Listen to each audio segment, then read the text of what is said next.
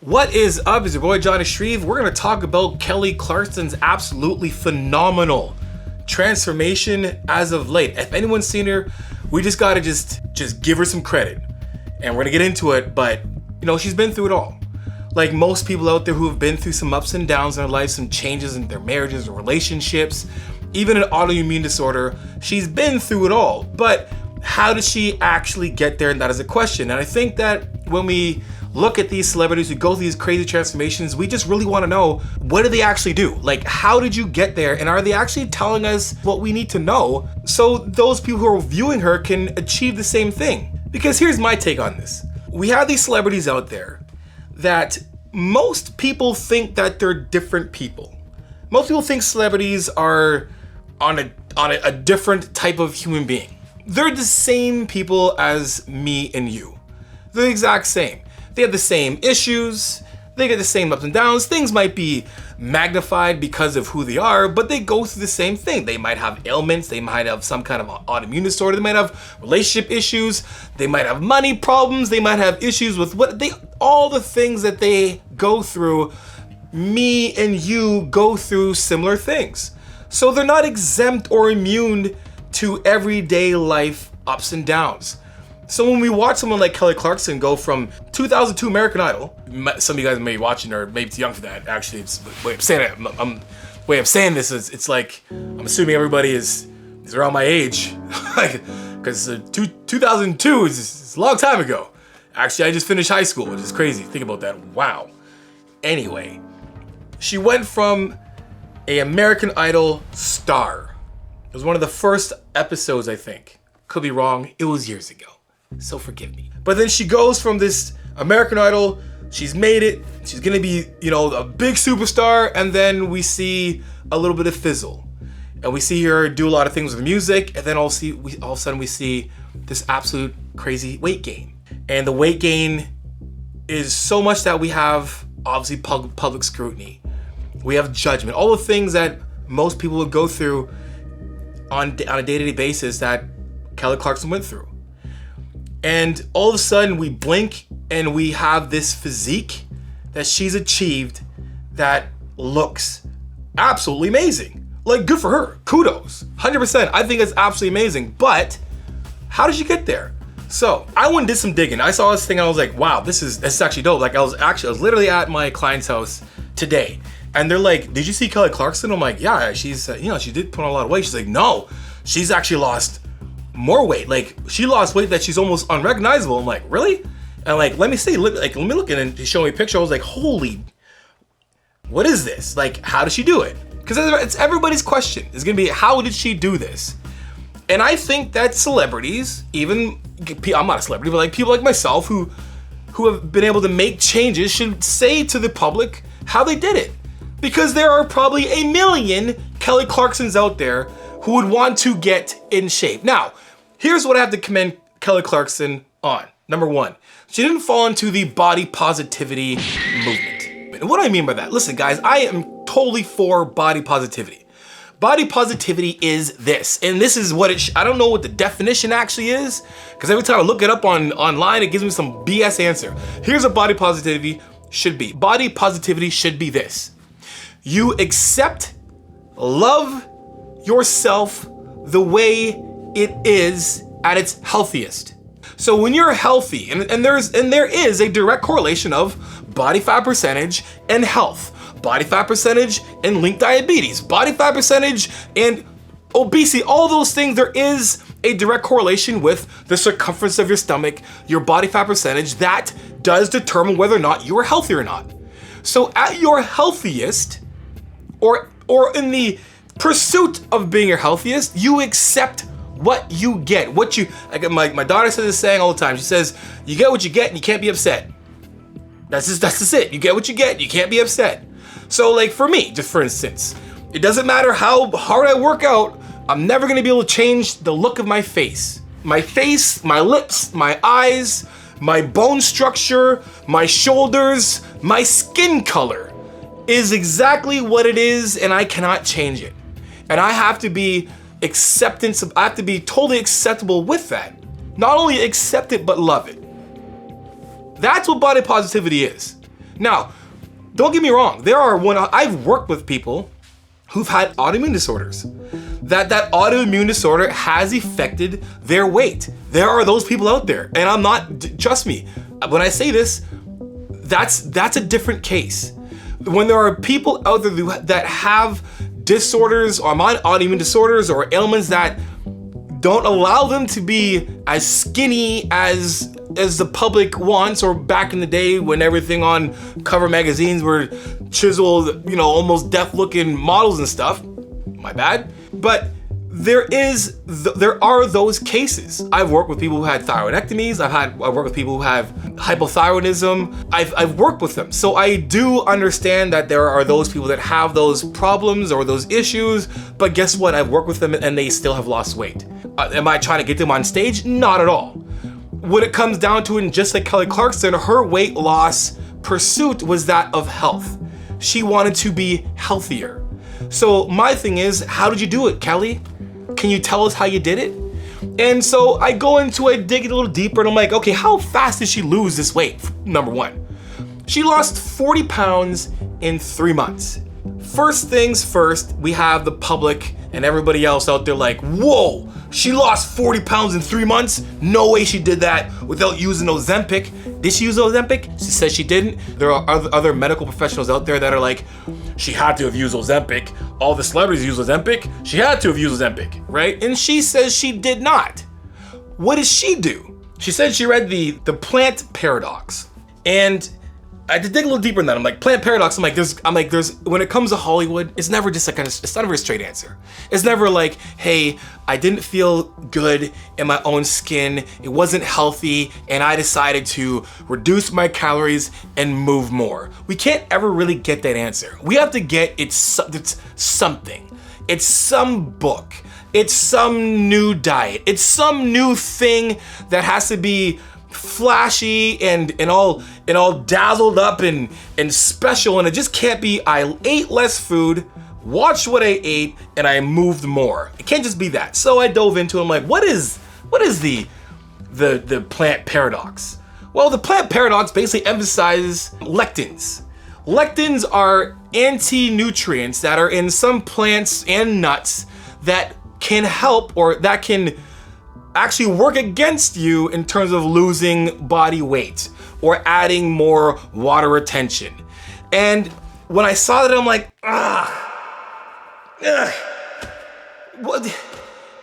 what? Really? Is that it? Is that it?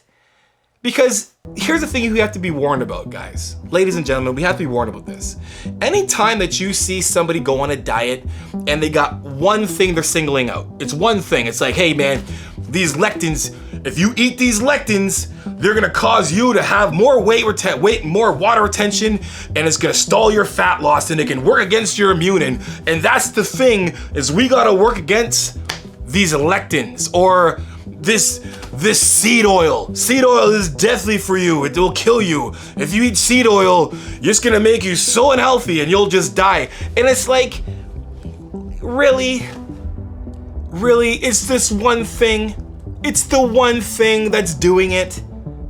And that's what you have to be warned about. Whenever you see something that is promoted and they're promoting one major thing in this, and that one thing that you stop doing, you're gonna reach your goal. So buy my book and don't eat lectins. It's like, really? No, all right? What did she actually do? She, not only did she read this book, but she did watch the way she ate. She started cooking her food different, and trust me guys, that's not just the answer, right? They want to breeze over a couple things, like, oh, she cooked her food differently. She's not eating any more wheat, or she's lowering some of her gluten, and that's how she did it just that. It's like, no, she didn't. She changed the foods she took in, and she actually ate less food and exercised. And that is the part that is not emphasized in any of these articles that I'm reading. It's always about the plant-based diet. And trust me guys, plant-based diets are completely fine. Do what you gotta do. As long as you're getting all of your macronutrients you should get, do you boo-boo. Whether you're a vegan, whether you're a carnivore diet, whether you're a keto, whether it's just a whole whatever food diet, as long as you're getting your macronutrients, your micronutrients as a whole, you can eat the way you need to eat. Pick whatever diet works for you. The diet that works for you is the one that you can stick to. That's basically it. And that's what people need to understand. Now, when it comes to me, what is your opinion, Johnny? Well, my opinion is always gonna be, again, it's just for me, is if you can get your macronutrients, your macronutrients, you get your carbs, proteins, your fats, right, all in one, when you're eating over the course of 3 meals to 5 meals a day, you're good to go. You are good to go. And I'm dead serious. If you have an issue doing that, you can grab my ebook, The Final Diet. And this is, I just want you to understand something here, guys. Now, the hard copy isn't out yet, but in my diet, in the back of this, in The Final Diet, I give you guys anecdotes of experience experience with myself, experience with my clients, whether they're just lifestyle clients or even bodybuilding clients, just the overall understanding how to eat, how to control your eating, how to control your nutrition, how to understand nutrition. I think the reason why people fail at nutrition is because they don't really understand it. So I simplified the heck out of it in my Final Diet. But at the back of the diet, I have a glossary of carbs, proteins, and fats. All carbs, all proteins, and all fats. From lobster, haddock, shrimp, scallops, cod, lentils, tilapia, turkey, pheasant, trout, eggs, and so on. If you're looking at, carbs, white rice, quinoa, oats, brown rice, white rice, sweet potato, pasta, whole wheat bread, corn, beans, broccoli, spinach, carrots, and so on. And then we go on to more like fruits and whatnot, like apples and bananas, grapes, oranges, strawberries, blueberries, pineapple, watermelon, kiwi, pears, peaches, mangoes, cherries, and they're all weighed in calories of 100 calories. So an apple, 100 calories of an apple is around 180 grams weighed, right? If you weigh 100 grams of chicken cooked, it's around 165-ish calories, right? So it gives you a good idea of what amounts actually look like, and it gives you a better idea of how you can make a balanced diet. So if you are vegetarian, and if you are, doing keto, or if you are carnivore or whatever it is, you can find a way to make sure that you're eating all of your macronutrients the way you should. Now, that's what I believe that you should do. Follow what it is for you. Not everybody has the same background. There's things that there's in terms of maybe your ethical beliefs lead you to more of veganism. It may be, your health purposes, you have to do something keto.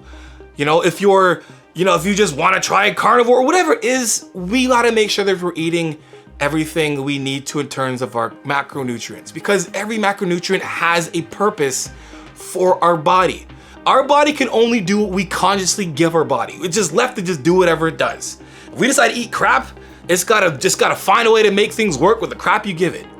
So when it comes to diets like this, and I say the plant paradox, it's probably a great book, but when I see one thing that's targeted, I gotta be it can't just be that one thing that's making people overweight.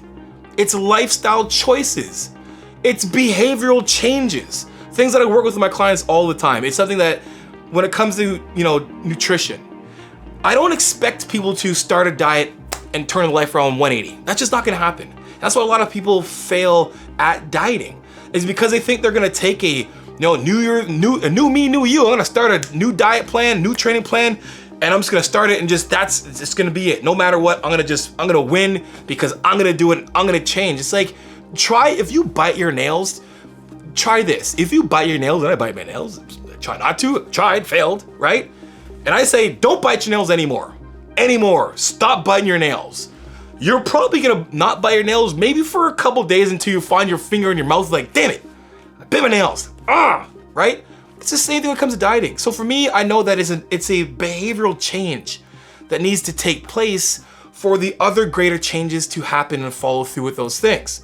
So when I see this and I see Kelly Clarkson, I'm like, yo, this is good for you. Good for you. Her goal was to get healthy. I want to be healthy. And that should be everybody's goal. Look, the byproduct of a healthy physique is a good-looking physique. Period. Everybody has their best looking self only when they're at their healthiest. And that goes for bodybuilders. Look, Even me, people said it to me, man, you look so much better now. And I'm like, thanks. Like, what about when I was bodybuilding for X month? Yeah, me at my healthiest looks better than me with 40, 50 pounds more muscle on my body, right? It's not just about being bigger, it's about being healthy. It's not about having a bunch of muscle, it's about being healthy. I wanna live as long as I possibly can. I have cancer all in my family. I have people dying left and right of cancer in my family on both sides, like everywhere. So I wanna do things in my life that are gonna give me a better chance at living longer. My kid's only 5 years old. I wanna see her graduate elementary school. I wanna see her graduate high school. I wanna walk her down the aisle. I mean, I'm going way in the future with this one, but like, you better believe it, that whoever's walking her down the aisle, whoever's gonna be with whoever I'm giving her to, I got that primal instinct in me right now, just like, where's he at? Who is it? Trust me, right now, there's some little kids in her class, and little 5-year-olds in her class, 6-year-olds. I'm like, who's that? Who's that kid? He gave you a lifesaver ring. Who is this guy? Who is he? I'm dead serious. I'm dead serious. Either way, point is, I want to be around as long as I possibly can. And when we put our health first, that's how we get there. So what do? What does she do? She watched what she ate less food, and she trained. She exercised for her health. So what do we have to do? Simple, 150 minutes of cardio a week. Very simple. Surgeon General says 30, 45 minutes of resistance training at least 3 times a week. You do those things, you do the bare minimum, and you're living longer. We're not saying you gotta do a push-pull legs training plan. You don't gotta do a 6-day-a-week plan, 5-day-a-week bro split or whatever it is, or go to, do it a CrossFit gym, or you gotta box all the time. Even though those things are all great and they all have their purpose for whoever needs it for their life, but the bare minimum is going to increase your life. If you wanna live longer, you wanna eat less to make sure that you are in a healthy body fat percentage. What's healthy body fat? 15% body fat to 20% is good for a man. For a woman, 20 to 25, right? Even a little bit more than that. There's nothing wrong with that at all. You don't have to be a bodybuilder. Even though I am a retired bodybuilder, I'm not telling you have to bodybuild to be healthy, because bodybuilding isn't healthy, it's a sport. Football isn't healthy, boxing isn't healthy, snowboarding isn't healthy. I do all those things. They're not healthy. Being hit in the head, or hitting somebody in the head, or jumping off whatever, or busting you, those aren't healthy. They're sports, but they're not gonna bring me health. So when it comes to exercise is that to only bring you health, to make you healthier so you can live longer. Do those things and you will live longer. Do what Kelly Clarkson did. If it was something that motivated her to get her off her butt to make sure she looks at her health longer, she's got 2 kids. She wants to see those 2 kids old just like I do. That's what we need to be. That's where our mindset needs to be. I want to live longer. How do I live longer? I gotta move more, and I gotta watch what I eat and eat a little less in moderation. You don't gotta be in a deficit your entire life. You just have to be in a place where you can enjoy food. You have balance. You understand portion control. All those things that actually in my final diet, regardless, are things that you can do. And guys, you don't even need my final diet. As much as I say you can just do what I said. If you try your best to make one behavioral change at a time, that's it. Don't try and do everything at once. If you're not drinking water, start drinking water. Start holding a cup, or start holding a water bottle with you. Or, I don't eat breakfast and you're not doing intermittent fasting. Well, then you're gonna just try to have a shake maybe in the morning just to get you going, at least have something in your stomach, protein and fat and a little bit of some fruit in there, whatever. Like make small little changes. When you're at work and those meals that you miss all the time and you end up just going somewhere and getting food, well then have a game plan. Have like a one meal that you bring to work all the time, or you have a place that has a good choice of food that you can go and get quality food, quality micronutrients to fill you up and keep you going. You don't have to go to the gym 6 days a week. Start off just by going once a week. Start there if you're not going all the time. Start there. Once you've got that down, add another day. Now you got that down, add another day. Good, now you're going Monday, Wednesday, Friday, you're killing it. Now let's maybe end up and go one more day. Or maybe 3 times a week is perfect for you. Find a way that works for you. Start off very slow. But understand it's about controlling how much you eat and how much you do. And that's it. So I gotta commend Kelly Clarkson for doing what she's doing and not taking the Ozempic route. That's an easy route. The problem with Ozempic and all those things is they don't teach you behavioral changes. I had this conversation with my client the other day. Getting a gastric surgery done or taking some kind of a, Ozempic or whatever, those things just skip the process of you learning a different behavioral change. You want to learn good habits. And there's no pill, there's no secret pill, there's no secret surgery that can bypass that. And all those things will do is literally bypass those behavioral changes that you will need to continue to make sure that you stay healthy. Anyway, I hope this video helped you. If you need any help at all, let me know in the comment section below. Check out my coaching, johnsheaf.com, my ebook, Push Pull Legs ebook, The Final Diet, custom one-time plans done by myself, and for coaching, johnsheaf.com, the Iron Lifestyle coaching, and the hardcore training contest prep as well, guys. Check it out. But until next time, you guys know how it is. Iron sharpens iron, progressive overload your life. In the meantime, keep dream chasing. Peace.